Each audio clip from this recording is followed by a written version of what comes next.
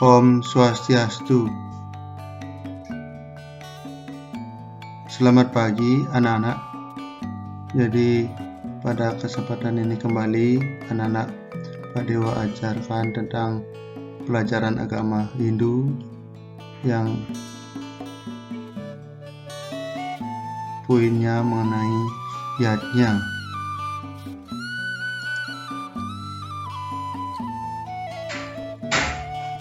Anak-anak, ini yajna yang Pak Dewa ajarkan mengenai nilai-nilai yang terkandung di dalam cerita Ramayana, yang mana nilai-nilai tersebut ada beberapa yang disebutkan dalam bentuk sloka. Berikut anak-anak, Pak Dewa kutipkan beberapa pemikiran di dalam bentuk sloka, yaitu Sarwe Sukino Bhavantu, Sarwe Wantu Niramaya, Sarwe Badrawi Pauyantu, Ma Kausit Duke Bawet. Artinya anak-anak, di dalam sloka itu disebutkan semoga semua hidup berbahagia, semoga semua memperoleh kedamaian, semoga tumbuh saling pengertian, semoga semua dijauhkan dari segala bahaya. Sebagai pendahuluan di dalam pelajaran agama Hindu, pada dasarnya memberikan tuntunan kepada pemeluknya tentang tiga hal yang disebut tiga kerangka dasar agama Hindu, yang terdiri dari tatwa, yaitu mengenai hakikat kehidupan dalam agama Hindu. Susila yang kedua sebagai tuntunan perilaku sosial dalam kehidupan agama Hindu.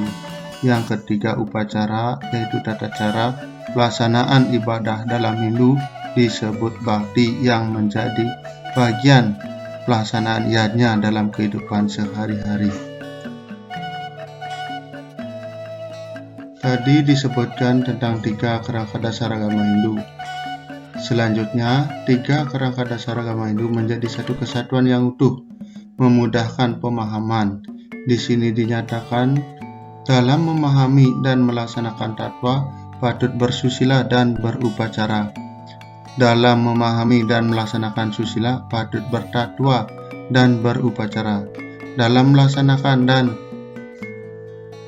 memahami upacara, patut bertatwa dan bersusila. Berikut disampaikan anak-anak sebagai perbandingan dalam pelajaran agama Hindu ada disebut dengan catur marga. Guna marga melaksanakan ajaran agama yang diyakini dan tujuan hidup beragama dapat dicapai.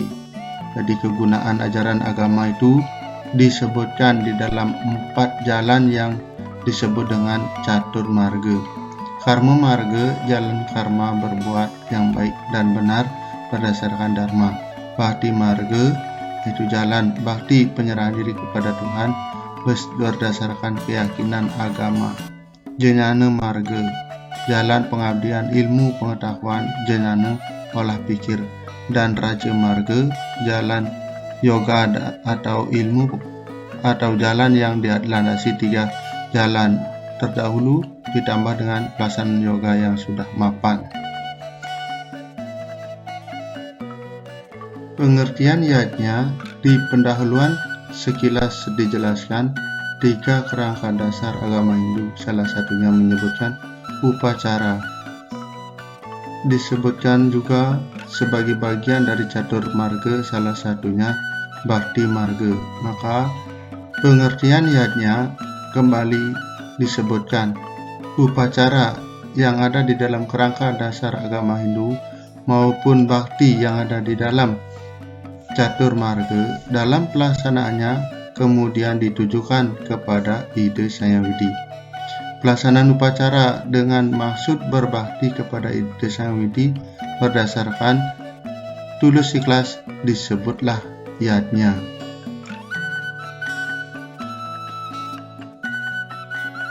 Seperti disebutkan di dalam mengawali pelajaran agama Hindu ini, yatnya yang akan disampaikan berdasarkan kutipan di dalam cerita Ramayana.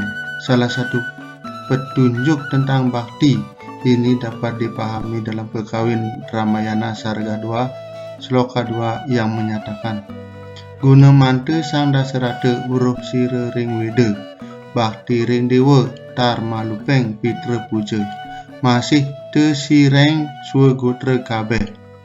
Artinya, sang Dasarata sebagai seorang raja yang terkenal dan bijaksana, beliau paham tentang isi Weda agama. Beliau selalu bakti kepada dewa, yaitu Prabhawa Ida Sang Widiwasa, Tuhan yang Maha Esa.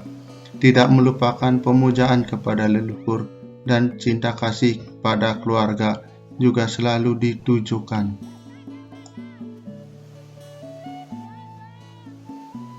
Berikut anak-anak, Pak Dewa jelaskan bakti dalam arti persembahan, supaya anak-anak mengetahui proses pelaksanaan yatnya itu dilakukan dengan beberapa sarana bakti atau bentuk persembahan.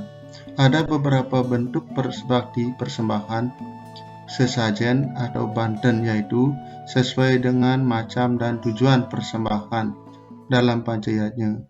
Tingkat bakti persembahan Ista Madya Dhamma, bakti sesuai dresta, guna dresta, loka dresta, desa dresta, dan sastra dresta, sesuai kondisi para astika, yaitu para masyarakat yang melakukan persembahyangan, yaitu desa kala patra. Dengan berbagai penjelasan yang disertakan dengan beberapa sumber yang dikutipkan dari Ramayana, maka agama Hindu itu melaksanakan persembahyangan atau musbah tentu berdasarkan atas beberapa pertimbangan. Maka di dalam ajaran agama Hindu ditentukan adanya pelaksanaan bakti atau sembahyang yang bersifat insidental, yaitu upacara yang dilakukan karena kepentingan tertentu, upacara yang tidak tetap, atau sewaktu-waktu sesuai dengan ketentuan waktu yang diperoleh dari perhitungan pewaran maupun wuku. Nah, selanjutnya ada upacara atau persembahyangan yang dilaksanakan sesuai dengan ketentuan waktu setiap hari, yaitu yang sering disebut dengan pelaksanaan Trisandhya. Pagi hari jam 6, selanjutnya Trisandhya yang siang hari jam 12, dan Trisandhya pada waktu senja hari jam 6. Sesuai dengan arti Tri artinya 3, Sandhya itu persembahyangan, 3 kali persembahyangan dalam satu hari disebut dengan Trisandhya. Nah, demikian anak-anak pelaksanaan yatnya yang sudah dijelaskan, sehingga kita sebagai agama Hindu mempunyai dasar pemikiran kenapa yatnya itu dilaksanakan